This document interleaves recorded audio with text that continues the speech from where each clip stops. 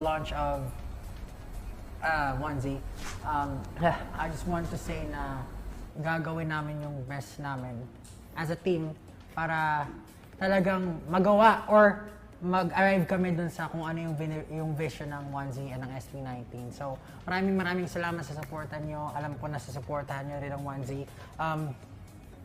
Syempre, gusto ko lang din i-highlight yung anniversary fan meet concert. Marami kaming inahanda dyan, so manood kayo. Basta hindi ko ma-explain pero marami kaming inahanda for that. Maraming salamat sa inyo lahat.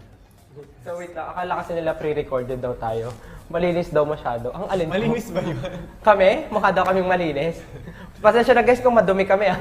Hindi kasi normally kapag parang medyo makulit lang tayo. Pero ngayon kasi may announcement ng Onesie, so that's Siyempre, may kasama tayo CEO, kaya dapat ano tayo, medyo dapat seryoso. Medyo ano ngayon.